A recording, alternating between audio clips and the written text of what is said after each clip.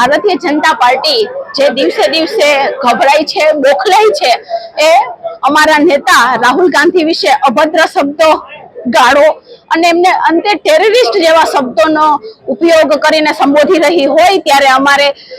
લોકોને કહેવું પડે કે ટેરરિસ્ટ નથી, એ લોકોનો અવાજ છે। હવે ભારતીય જનતા પાર્ટી બોખલાય છે એટલે મન ભાવે એવા શબ્દો એમના નેતાઓ પાસે બોલાવી રહી છે, એમના કાર્યકર્તાઓ પાસે બોલાવી રહી છે, ત્યારે અમારે એમનો અવાજ બનીને આગળ આવવું પડ્યું છે અને અમે હંમેશા એમનો અવાજ બનશું, કારણ કે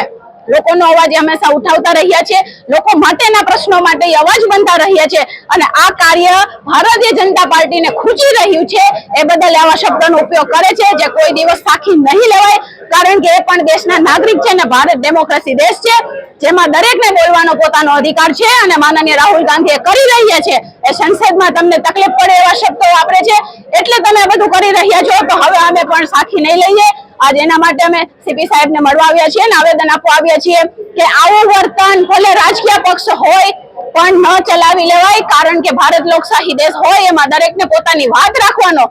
વાતને રજૂ કરવાનો અધિકાર હોય છે, એના માટે તમે આવા શબ્દનો ઉપયોગ ના કરી શકો। અને જ્યારે ભારતીય જનતા પાર્ટીના એક નેતા એમ કહેતા હોય ખુલ્લેઆમ કે રાહુલ ગાંધીની જીભ જે કોઈ કાપીને અમને આપશે, એમને 11 લાખ રૂપિયા દેશું, તો અમે એમને કહેવા માંગીએ છીએ કે જો આજ પૈસાનો ઉપયોગ તમે લોકોના કામ માટે કર્યો હોત, લોકોની તકલીફો દૂર કરવા માટે કર્યો હોત, તો તમારે આવા નિવેદન ન આપવા પડત, એ તમારે જોવાની જરૂરત હતી। અમારા લોકસભાના વિરોધ પક્ષના નેતા રાહુલ ગાંધી વિશે જે ભાજપના સેન્ટ્રલના મિનિસ્ટર, અમુક ધારાસભ્યએ જે બફાટ કર્યો છે એની સામે કડકમાં કડક પગલાં લેવાય, એફઆઈઆર નોંધાય,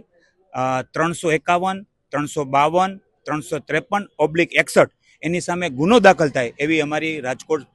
શહેર પોલીસ કમિશનરને એક આવેદનપત્ર આપવામાં આવ્યું છે।